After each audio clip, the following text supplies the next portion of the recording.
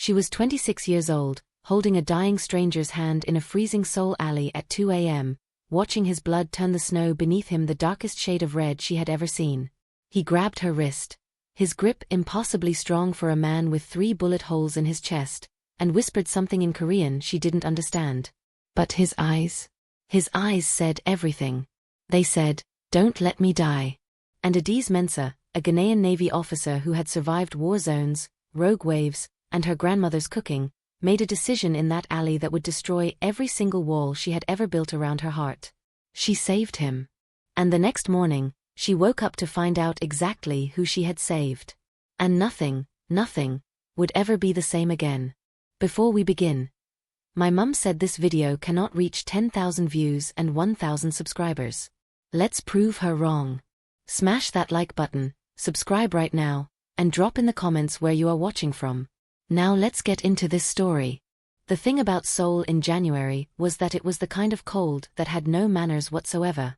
Adiz Mensah pulled her coat tighter around her shoulders and muttered a very specific curse in Chui that her grandmother had taught her, the one reserved for extreme weather, bad jollof, and men who didn't text back.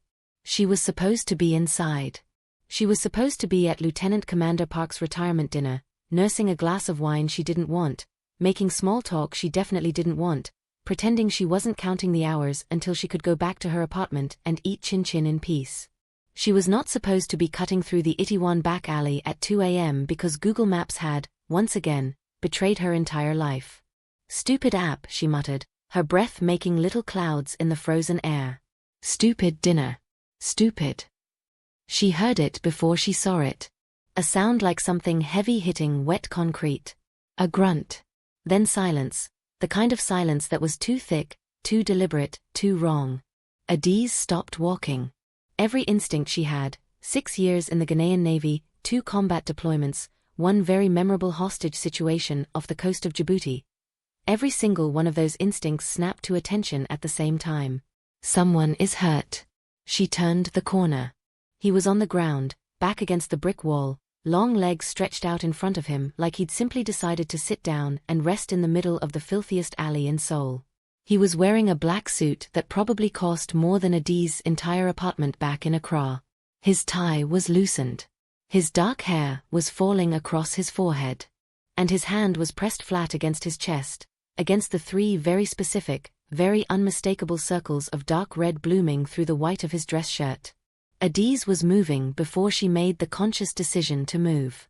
She dropped to her knees beside him on the icy ground, her hands already going into assessment mode, pulse, airway, bleeding rate, consciousness level.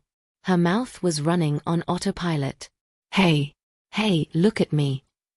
She snapped her fingers in front of his face. "Eyes open. Right now."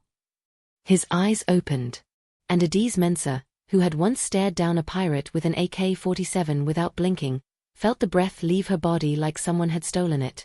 He had the most devastating face she had ever seen on a human being. Sharp jaw. Strong brow. Cheekbones that could file taxes, they were so structured. And his eyes, dark deep, and currently fixed on her face with an intensity that made absolutely no logical sense for a man who was actively bleeding to death. "You are not Korean," he said. His voice was low, accented. And somehow, impossibly, even in this moment, it carried the quiet authority of a man who was used to rooms going silent when he spoke. Adiz stared at him. "You have 3 bullet wounds and that's what you open with?" "2, he corrected, and then winced. "Maybe 3. "It's 3, babe, I can count." She was already tearing open his jacket, pressing her hands against the wounds, calculating. Her military medical training was the only thing standing between this man and a very permanent nap. "What's your name?" He hesitated, just a fraction of a second. Just enough for Adiz to file it away in the back of her mind where she kept things that deserved further investigation. "J," he said. "Kim J1. Adiz Mensah, Ghanaian Navy. And before you say anything else interesting, I need you to know that I am going to save your life tonight, and you are going to owe me very significantly." Something flickered across his face. Not quite a smile. Something quieter and far more dangerous than a smile. "You're not afraid of me," he said. It wasn't a question. Adiz pressed harder on the worst of the wounds and heard him hiss through his teeth. I've met pirates, Kim Jae-won. You're just a man in a very expensive suit making very poor life choices. She pulled out her phone. I'm calling an ambulance. His hand shot out and wrapped around her wrist. His grip was iron. Absolute. The grip of a man who was used to holding on. No ambulance, he said. His eyes locked onto hers and they were so serious, so urgent, that Adiz's thumb froze over the screen. No hospital. No authorities. A pause and then, quieter, stripped of everything but the raw truth of it, please. Adiz looked at his face. Looked at the blood. Looked at the plea in the eyes of a man who she could already tell didn't beg for anything ever from anyone. She looked back at her phone. She put it in her pocket. You, she said, already sliding her arm under his shoulder and beginning to take his weight, are going to be the most complicated thing that has ever happened to me. He made a sound that, against all odds, was almost a laugh. And Adiz Mensah carried a dying Korean stranger out of a frozen Seoul alley and into her apartment, and into her life, and, though she absolutely did not know it yet, directly into the center of her heart. Adiz had a rule about men. The rule was simple: no men in her apartment. No men with complicated energy. No men who looked like trouble wrapped in designer fabric. And absolutely, under zero circumstances, no men who showed up in her life bleeding from multiple locations. Kim Jae-won was currently breaking all 4 rules simultaneously. He was sitting on her bathroom counter, because she refused to get blood on her couch. She just bought that couch, with his ruined shirt gone, his jaw set, and his eyes tracking her every movement with the focused attention of a man who was professionally paranoid and personally very difficult to ignore. Adiz was focused. She was professional. She was absolutely not noticing the fact that Kim Jae-won without a shirt was a medically significant situation in its own right. All sharp lines and quiet power and a constellation of old scars that told stories she was too smart to ask about tonight. Focus, Adiz. This is going to hurt, she said, threading the needle. I know. Like, significantly. I know. Like, on a scale of 1 to 10, you're about to experience a solid. Mensah. His voice was flat, patient, and very slightly amused. I've been shot before. She looked up at him. That's not the flex you think it is. The corner of his mouth moved. Just barely. Do it. She did it. To his credit, he didn't make a sound. He went very still, the specific stillness of someone who had trained themselves to absorb pain without broadcasting it, and he kept his eyes on her face the entire time. Not on the needle. Not on the wound. On her face. Which was distracting. Which was annoying. Which she was choosing to ignore. You said no hospital, she said, keeping her voice even, her hands steady. No authorities. In my professional experience, 6 years Navy, 2 deployments, that means one of 3 things. She pulled the thread. 1. You did something illegal. 2. Someone dangerous is looking for you. 3. She tied the stitch and moved to the next. Both. Silence. Both, he confirmed. Adiz nodded slowly. Good. I respect honesty. She glanced up at him. Terrible life choices, but honest about them. You're still here. I'm aware. Most people would have left. Most people, Adiz said crisply, are not me. She worked in silence for a moment, then, who shot you? Another pause. This one longer. A man whose name you don't need to know, Jae-won said carefully. A man who made the mistake of thinking I was finished. Are you? Finished. His eyes met hers, and there it was again, that thing she'd seen in the alley, that quiet devastation, that darkness wrapped around something that might, if she wasn't careful, turn out to be extraordinary. No, he said. Didn't think so. She tied off the last stitch and sat back on her heels, pulling off her gloves. 3 wounds. 1 critical, 2 manageable. You lost a lot of blood. She held his gaze. You should be dead. I know. But you're not. Because of you. She opened her mouth to say something efficient and professional and emotionally uninvolved, and then her vision tilted sideways in a way that was extremely inconvenient and deeply humiliating. She grabbed the edge of the sink. Jae-won moved, fast despite everything, impossibly fast for a man she'd just sewn back together, and his hands were on her shoulders, steadying her. "When did you last eat?" he demanded. "That's not Mensa." His voice was different now. The authority was still there, but layered underneath it was something that sounded dangerously close to concern. "When?" She thought about it. "Lunch. Maybe. Yesterday's lunch." The look on his face was almost comical. "Almost. You have been performing emergency field surgery on an empty stomach at 3 in the morning. I've done more impressive things on less." "That is insane." "That is the Navy, Kim Jae-won." He looked at her for a long moment, really looked at her, in a way that made the bathroom feel significantly smaller than its actual dimensions. And then, without breaking eye contact, he said, "Where is your kitchen?" Adiz blinked. "I'm sorry. Your kitchen. Where is it?" "You have 3 stab wounds. Bullet wounds. And you want to cook?" "I want to feed you," he said, as simply and directly as if it were the most obvious thing anyone had ever said. "You saved my life. The least I can do is make sure you don't collapse on your own bathroom floor." Adiz stared at him. He stared back. "I have eggs," she said finally. "And some leftover wache in the fridge from Sunday." Something happened to his face when she said it, a genuine, unguarded flash of curiosity. "What is wache?" "The greatest food in the world. Ghanaian rice and beans." She pointed at him. "And if you say anything disrespectful about it, I will remove those stitches myself." This time, he actually smiled. Not the almost smile from the alley. A real one.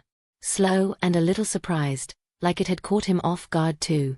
Adiz's heart did something completely unauthorized. "Teach me," he said.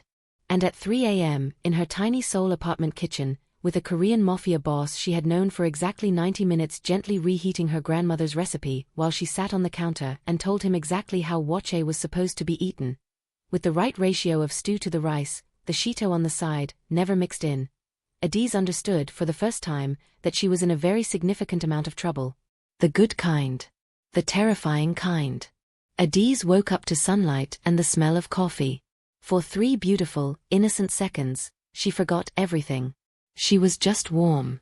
Her apartment was just quiet. And the smell of coffee was just coffee. Then the memories arrived, in the specific way that important memories do, all at once, with full visual and emotional clarity, with absolutely no mercy. The alley. The blood. The stitches. The smile. She sat up so fast she nearly fell off the couch. She had given Kim Jae-won her bed. She did not regret this. She was a guest in his country and he had been shot, and it was the decent thing to do. These were all true statements. What was also true was that she had lain on this couch for approximately 2 hours staring at her ceiling thinking about a smile. That had no business existing on the face of a man in that much trouble. She stood up, wrapped her blanket around her shoulders like armor, and padded to the kitchen. He was standing at her stove. He had found her extra t-shirt, the oversized Ghana black stars, one that she'd owned since university, and he was wearing it with his suit trousers, and the visual combination was so unexpectedly domestic and so criminally unfair that Adiz stopped in the doorway and just stood there for a moment. He turned around. His eyes found hers immediately. "You snore," he said. "Excuse me, I do not." Softly, he allowed. "Like a very dignified cat. I'm going to throw you back in that alley." He held up a mug, her mug, the ridiculous one that said "I survived another meeting" that could have been an email, and there was steam rising from it, and the smell of proper coffee filling her kitchen, and Adiz hated everything about how easily he had made himself at home in her space. Hated it. Absolutely hated it. She took the mug. "How are you feeling?" she asked. "Professional. Removed. Better than I should be." He leaned against her counter, watching her. "You're good at what you do." "I know. Not just the medicine." His voice was quieter now. "Most people, in that situation, they freeze. Or they run. You did neither." Adiz looked at him over the rim of her mug. I told you. Navy. It's more than training. He said it simply, like a fact. It's who you are. She did not know what to do with that. So she did what she always did with things she didn't know what to do with. She changed the subject. I'm going to Google you, she announced. His expression shifted almost imperceptibly. Mensa. She already had her phone out. She typed his name. Hit search. The results loaded. And the mug in her hand would have hit the floor if his reflexes hadn't been, apparently, supernatural. He crossed the kitchen in 2 steps and caught it before a single drop spilled. Adiz was not looking at him. She was looking at her screen. Kim Jae-won, 34. CEO of Jean Group, one of South Korea's largest private investment conglomerates. Board member. Philanthropist. On 3 separate occasions, named Seoul's most eligible bachelor by magazines that apparently had no idea. And then, below the respectable results, in the quieter corners of the internet where people said the things that newspapers wouldn't print. Kim Jae-won. Known associate of the Jinhwa Syndicate. 3rd-generation heir to one of Korea's most feared criminal organizations. Currently under investigation by Interpol for. She looked up. He was watching her face. He hadn't moved away. He was close. Close enough that she could see the exact moment he decided to stop pretending. So, Adiz said, and she was deeply, fiercely proud of how steady her voice came out, you're not just a man with poor life choices. No. You're a mafia boss. A breath. Among other things. Among other, she stopped. Breathed. Set her phone down on the counter with deliberate calm. Kim Jae-won. I am a commissioned officer of the Ghanaian Navy currently serving on a joint training attachment with the Republic of Korea Navy. Do you understand what it would mean for my career if anyone found out I spent the night stitching up a known associate of an organized crime syndicate? His jaw tightened. I'll leave. I didn't say leave. He stopped. Adiz looked at him. At the old scars.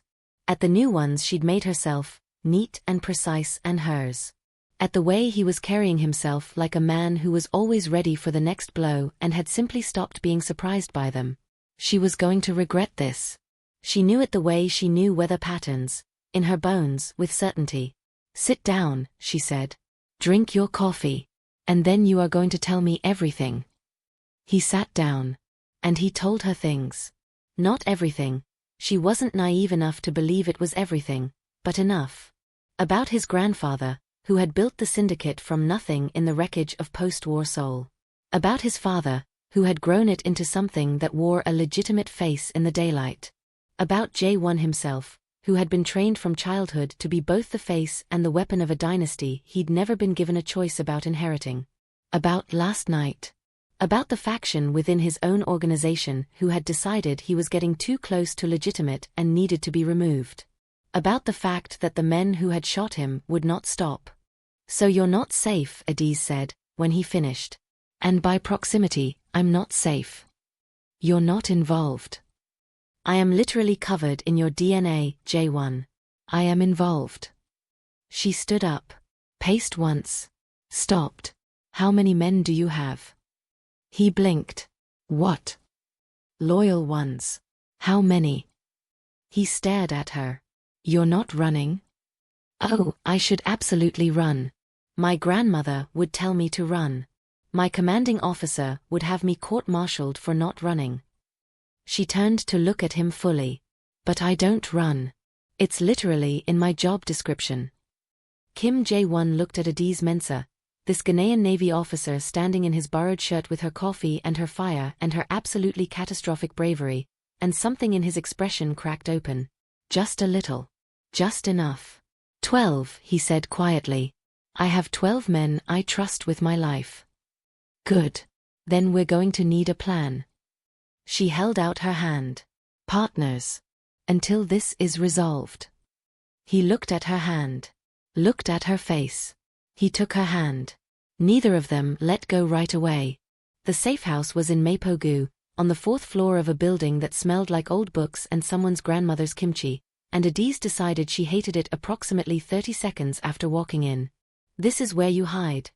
she said, looking at the bare walls, the single overhead bulb, the furniture that appeared to have been chosen by someone who believed comfort was morally suspect. Kim Jae-won, you are supposedly one of the most powerful men in Seoul. This looks like a breakup apartment. It's functional. It's depressing.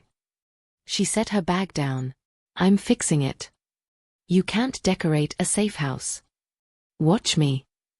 She pulled a small pouch from her bag, because Adiz Mensah had learned long ago that a Navy officer who travels without creature comforts is a Navy officer who loses her mind, and produced in order 2 fat pillar candles, a small Bluetooth speaker, and a bag of chin-chin that she placed in the exact center of the table like it was a centerpiece. Jae-won watched all of this with an expression that was hopelessly on the edge of charmed. Chin-chin, she offered, holding the bag out. He took one. Ate it. A pause. This is like a very crunchy biscuit, he said. It is a very crunchy biscuit. That's the whole point. She took a handful. My mama used to make it from scratch every Sunday. The whole house smelled like it. Something softened in her voice without her permission. She'd slap my hand away from the pan before it was done, but I always stole some anyway. He was watching her face again. He did that, paid attention in a way that felt total, like she was the only thing in the room worth looking at, which was unfair and overwhelming, and she was choosing not to examine it. Tell me about her, he said. My mama. Yes. Adiz looked at him sideways. You're a crime lord hiding from assassins, and you want to hear about my mother?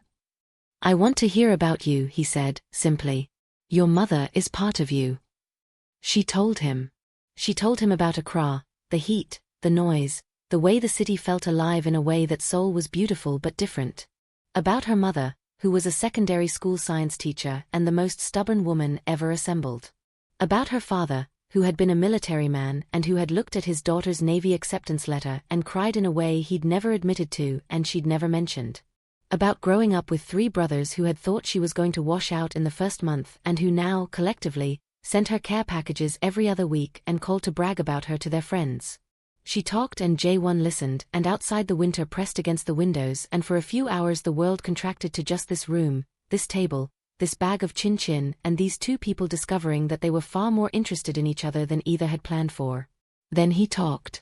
He talked about growing up in houses that were beautiful and cold, the architecture of wealth that his grandfather had built and that no one in it had ever quite managed to make feel like home. About learning, at 7 years old, that his father's business involved things that men in suits spoke about in careful language. About the years he'd spent trying to build something legitimate, something real, while the syndicate pulled at him like a tide he couldn't outswim. Do you want out? Adiz asked. He was quiet for a long time. I want to build something, he said finally. Something that doesn't require me to always be watching the door. His eyes moved to the door. Back to her. I want, he stopped. Say it. A breath. I want what you described. The Sunday smell of something good. The family that brags about you. His voice was very quiet. I've never had that. Adiz's chest hurt. She did not say anything soft, because soft wasn't who she was, and she could tell it wasn't what he needed. Instead, she pushed the chin-chin bag toward him. Start here, she said. One small good thing at a time. He looked at her. Then at the bag. Then he picked up another piece, and ate it, and something in his shoulders let go. The next morning, they made a plan. Real logistics. She was a Navy officer, she understood tactical thinking, and Jae-won was, whatever else he was, brilliant. They mapped his loyal 12. Identified the faction leaders who'd ordered the hit. Built a framework for exposing them without blowing up Jae-won's legitimate business holdings or triggering a full syndicate war. It should have been cold. Strategic. Professional. Except at some point Adiz reached across the table to point at something on the map and Jae-won's hand was already there, and neither of them moved for 3 full seconds that lasted approximately 17 years. Sorry, she said. Don't be, he said. And then his eyes did that thing again, that dark, careful, absolutely devastating thing. And Adiz made a decision that she would later describe to her best friend as either the best or worst thing she'd ever done, depending on the day. She leaned forward and kissed him. It was meant to be brief. Decisive. Contained. It was none of those things. His hand came up and curved around her jaw like he'd been waiting for permission, and now that he had it he was going to be very, very thorough about it. The kiss deepened into something that rearranged furniture in Adi's chest. Slow and warm, and then not slow at all, intense in the way that only happened when two people had been pretending not to want this for exactly long enough. When they finally separated, they were both breathing differently. That, Adi said, was a terrible idea. Yes, Jae-won agreed, and kissed her again.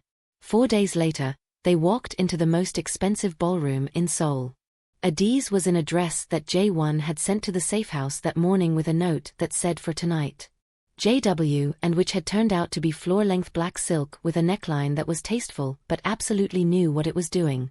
She'd added her grandmother's gold earrings and the particular expression she wore when she needed people to understand they were dealing with someone serious. Jae-won was in a suit that made the one she'd ruined look budget.